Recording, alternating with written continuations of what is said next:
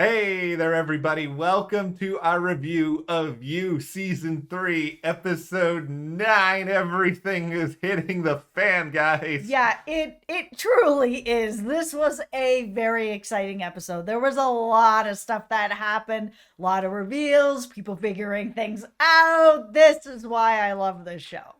There's a real body count starting to just sort of like emerge through all of this. Like a couple of people died in this episode. That's not to mention the people who died earlier this season or the Yep. people who are probably going to die very soon. Yep. All right. Well, before we try to assess the body count and how in the world Joe or Love get out of this situation, just hit that subscribe button. We have been here every day breaking down a new episode of You. We only have one more to go, and that is, of course, the finale. Yep, and we're going to have that up tomorrow morning for you, as well as Succession tomorrow night. We've been covering that show this season. We're going to have new episodes of Succession up every Sunday night after the episode. So if you're watching that, we are also watching that. Let's just start really big picture, because this is the big question I have coming out of this at this point. So we've lost Ryan. He's gone. Gone. Theo, gone. Yeah. Sherry and CARY, probably gone soon. At least Sherry's ear is gone. Yeah, Sherry's here. Gone. Small town. Everybody knows each other's names. Joe is not going by a fake name here. He is Joe Goldberg, and he is around so many different deaths. That's to not even mention Matthew. There is a season 4. How in the world is Joe or Love or whoever survives going to be able to get away from all of this, even if it's not just like literal suspicion, but just like the metaphorical shrapnel of being so close to all of this? That's what's kind of boggling my mind right now. There is so much going on in that bakery right now because Theo figured things out. First, he thought that Joe was, abusing Love, and he had the footage and he wanted her to run away with him, and she didn't say no at first. She didn't say yes either. She just said she needed to think about it. Okay. Yeah. So he goes back to Matthew's place, gets that footage so that he thinks he's going to give this to Love to have a reason to hold something over Joe to leave. Of course, Theo does not know everything, but after getting that footage, he really looks at it and he sees the thing that Matthew's been missing, which is that Joe is at the bakery that day that Natalie dies, and that Joe was involved, and he thinks that Joe is the only person that's involved. So what happens? He asks Love to meet him at the bakery. He gets to the bakery. And the thing that I think a lot of us have been kind of question mark, why did Love ever give Theo or anybody a key to the bakery when there's a cage in the basement? It's been real weird all season. I haven't understood it. And of course, it's all come back around now. Theo hears this gun go off, which I also have another question about that. Okay, this is supposed to be soundproof, so I'm not exactly sure why he was able to hear that. I know that there's the holes, the breathing holes, but just the same, this has always been one of the things about this cage. It is soundproof. Yeah. But Theo has heard the gun go off, and he's discovered Sherry and CARY. Listen, maybe there was a shortage on the right soundproofing materials. I don't know. It's a good catch. That's a little bit of a problem. Okay, I have another catch. So remember at the beginning of this season, Matthew had everybody wearing these rings, and CARY was like, we're all wearing them. Okay, so while Matthew is out there surveillancing everyone, has he not noticed that his friends are at the bakery for like a day straight? Whatever happened to these rings? Matthew's just not thinking clearly at this point. He needs to get a nap in or something, because if he's missing this, it is a little bit of a problem. But when it comes to Love and Theo and the bakery, I'm going to cast this out here that I don't know if it's a conscious thing with her, but it might be a subconscious thing at this point, that she does crave a certain amount of chaos. Like, it did seem as though, one of the more passionate moments recently was right after, they put Sherry and CARY in the cage, and she found a good bit of excitement about that. I'm not saying she wants to be caught, but I do sort of wonder, does she want to sort of live life on the edge to a certain extent? Is this the only thing that really she's ever really known to a certain extent based on her past? Yeah, they've been really amping up love and her chaos because this is something that Joe's been struggling with this season where he really wants to find a way to put a cap on the chaos and move forward into a quiet life. At least that's what he's saying, because there was a period of time this season that he got exactly what he was asking for and he got bored.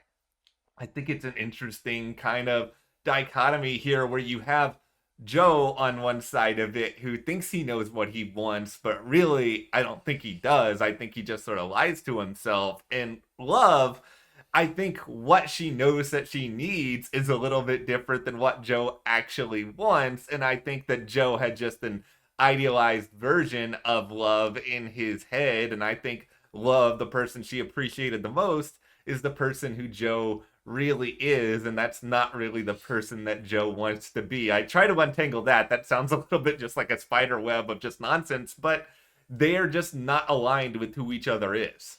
Yeah, it feels a lot like Love is accepting who she is and Joe is just not accepting who he is. So it's she's leaning into who she knows they both are, but because Joe doesn't want to do that, he's just seeing both of those sides, the one of Love and the side of him, as sort of this monstrous side he doesn't want to be. So what's going to end up happening in this bakery? I mean, Theo is dead. Yeah. That pool of blood was large. If he's not dead, I don't know what the show is doing. He is dead. I think there's only so many times they can make us believe someone is dead and they're really not. Like, I think Theo is done. Goodbye, Theo. I'm sure this is going to bring up a lot of emotions in Love because I did think she did care for him. Like, there was definitely something that is there, and I think it's going to be hard for her to process. But I think sort of the moment that he was really hesitant with that key, and maybe she knew even before that she was going to kill him, but I just felt like that was sort of what fully turned the tide for her and made her realize, okay, I don't know if it's about protecting Joe anymore, but I think it's about, okay, I need to protect myself and I need to protect my son. And this is somebody who, no matter how I feel about him, he's going to be a threat. I'm going to act and figure it out later what I do. Yeah, I mean, she said this early on in the season. What is the end game with Theo? And Theo saying, I'm going to leave town. I want you to come with me. I love you. That was never going to be the end game for Love. They moved to this town to make sure that her son gets into a really good school, and it is about the family. And she does like that Joe knows about this side of her, and this is something that she has not revealed to Theo, and that she doesn't think Theo would ever really get. Where on the other side of things, I'm finally seeing the connection with Marianne and Joe. We saw that, of course, things went sideways with the custody. Yeah. Marianne is sitting outside of a liquor store trying to decide what to do next. Joe finds her there and he opens up about what he did with his mom and what happened and that he has killed. And it did not change the way that Marianne feels about him. In fact, they ended up going back to her house and now everything is a little messier.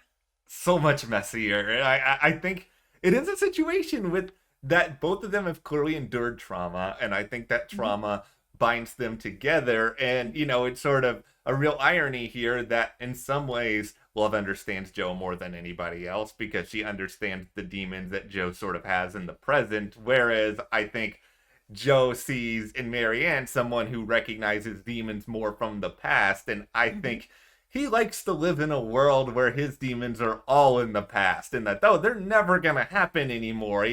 This is going to be the last time somebody dies or gets blood all over them or ends up in the box. I think he sees hope with her.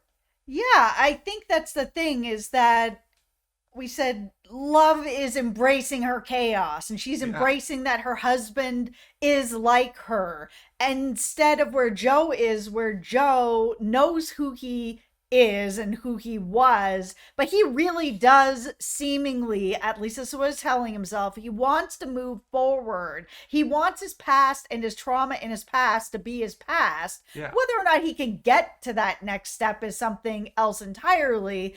But he sees with Marianne that they both have their past trauma, but they both do want to move forward into a different future. It's just, can Joe get there or not? I don't know. And like, this is the other thing I don't know with it is okay, let's say he gets to have a future with Marianne. Like, let's say this all ends up somehow working out. Like, where are they gonna go? Like, obviously they're not gonna go to New Jersey now because there's no point, because Kyle's freaking dead. But like, oh, not Kyle, Ryan. These guys' names are all too similar. Whatever. Yeah. Ryan's dead. Ryan's dead. Joe has killed him. He's making it look like some sort of like mugging, I guess, or whatever. Is Marianne really gonna believe that, knowing what she knows about Joe, that she knows what had happened with his mom and what he did to protect his mom? Now all of a sudden Ryan is mugged. Is she really gonna believe it? I wouldn't. Like, I even if I wasn't sure, I would have some doubt, and that would worry me enough to be like, okay, this is not a situation that I'm really comfortable in moving forward. And like, even if she was, it should give her some pause now. Should I stay in this same town that I have been in, where these people just keep seeming to have died or disappeared, and so many of them have happened after Joe has shown up in town, and maybe there weren't that many deaths beforehand. Like, if they work out, I don't think they can stay there. Well, the other thing I worry about for Marianne is that Joe has set up with, okay, listen, like, she just lost this custody battle. Ryan has just told her that he's taking their kid and going to Jersey. Now Ryan is dead by a mugging. So unless she's got an airtight alibi where she is on video somewhere, maybe being surveilled by Matthew, it doesn't look good. I mean, Joe thinks that he's helping her, but he may have set her up for jail.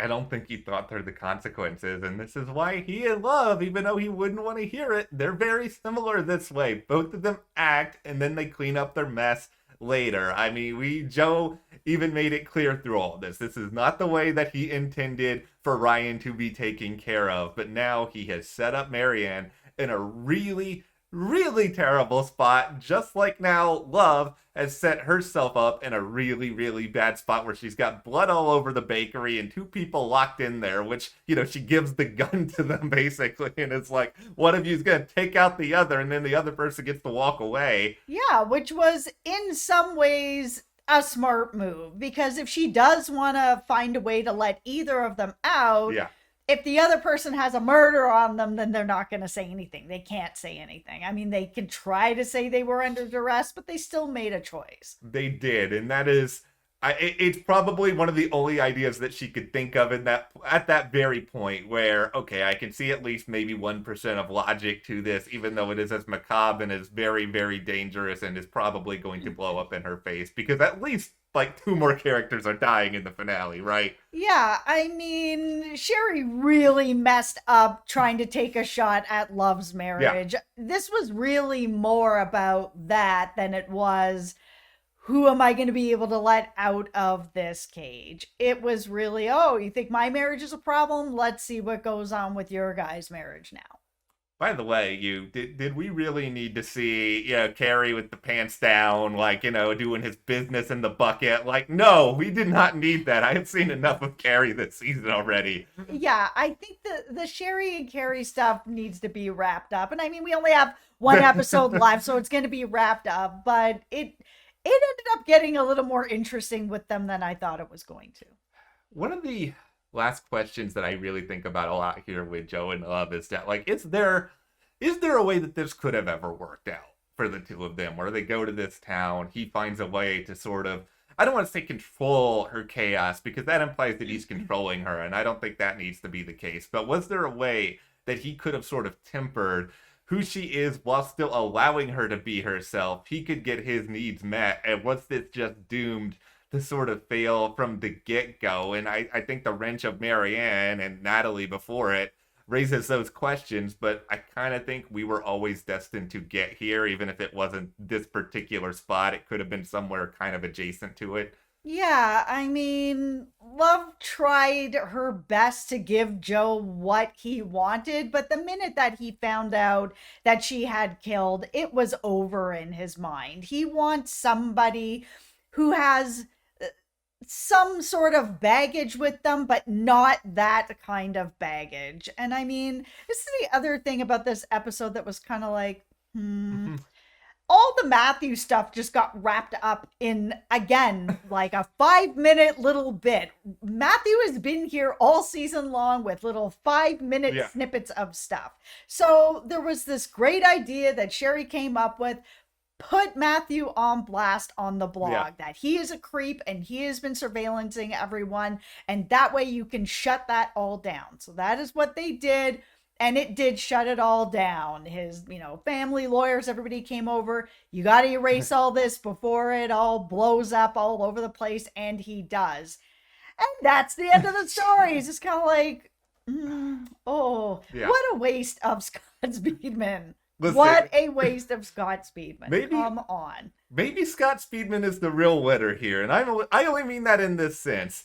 If Scott Speedman was getting paid by the episode as opposed to by screen time, Scott Speedman got the bag for this show because he did maybe, I don't know, an hour's worth of footage and still got paid for a full-time role. He was all over the place. The last thing I want to mention is that Sasha Alexander directed this episode, and I thought that was really cool. I saw her name pop up and I was like, oh, Rizzoli and Isles. Yeah. I missed that show. I was such a fan of that show, and it was cool to see that she had directed this episode when I saw her name pop up. And I was like, oh, that's cool. I didn't realize she was connected to the show. And then I went to her Twitter and she's, of course, pushing the show. It was really cool. Such an interesting sort of thing. She was a part of such a by and large, a light, at times fun cop procedural. Yeah.